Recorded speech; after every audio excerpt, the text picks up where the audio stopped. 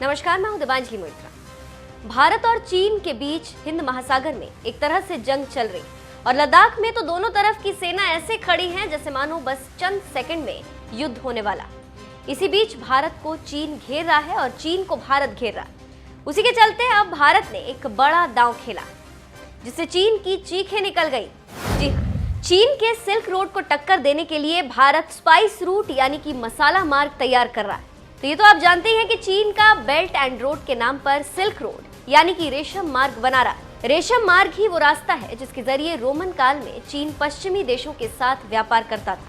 अब इसी रेशम मार्ग को खड़ा करने के लिए चीन पैसे लगा रहा है। इसी सिल्क रूट को बढ़ाने के लिए चीन श्रीलंका, पाकिस्तान, कंबोडिया जैसे देशों को अपने कर्ज की जाल में फंसाकर हड़प रहा है या दिवालिया बना रहा है। लेकिन चीन को उसी के दांव में फंसाकर भारत ने बड़ा दांव खेल दिया।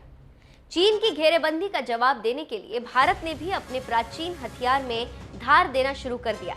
इसके लिए भारत अपने मसाला रूट पर काम तेजी से आगे बढ़ा रहा है और भारत को इस प्लान में इजराइल, दुबई, ओमान का भी साथ मिल रहा है। आपको जानकारी होगी कि अभी हाल ही में अडानी ग्रुप ने इजराइल के हाइफा बंदरगाह को खरीदा है। इस बंदरगाह की मदद से भारत यूरोप में अपनी पकड़ मजबूत करेगा।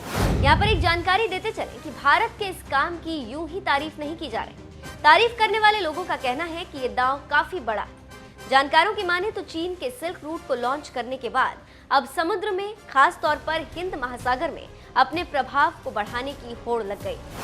भारत चीन के सिल्क रूट को टक्कर देने के लिए प्राचीन मसाला मार्ग पर दांव लगा रहा है। यही वजह है कि भारत ओमान के साथ अपनी दोस्ती को मजबूत कर रहा है, जो मसाला मार्ग का प्रमुख पड़ाव था।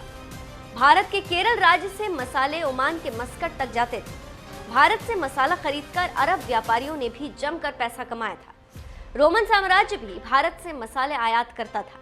केरल से मसालों का निर्यात 600 ईसा पूर्व पुराना।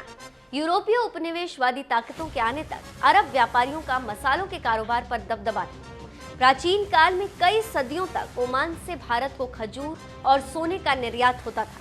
वहीं भारत मसाला और कपड़े मस्कट भेजता था।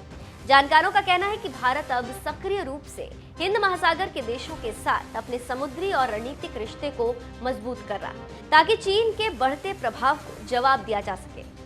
चीन ने पूर्वी Africa, Seychelles, Mauritius, Maldives, Bangladesh, Myanmar, Pakistan और श्रीलंका के साथ जहां करीबी संबंध बना लिए, वहीं भारत भी अब बहुत तेजी से चीन को टक्कर दे रहा है। कंगाली की हालत से गुजर रहे श्रीलंका को भारत ने $4 अरब की मदद दी।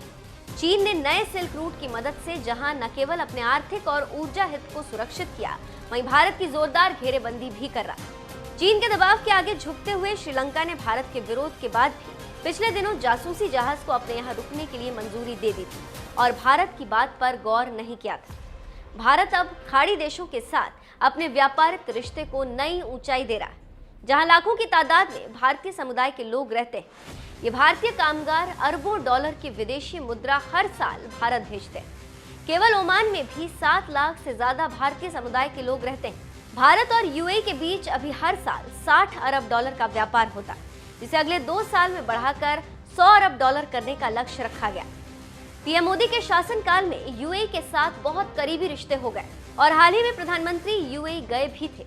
यही नहीं, यूएई में 34 लाख से ज्यादा भारतीय रहते हैं, जो वहां की कुल आबादी का 38%। तो आप समझ गए होंगे कि कैसे चीन की चाल का उसी की भाषा में भारत जवाब दे रहा है। देखना होगा कि अब चीन क्या बोलता है।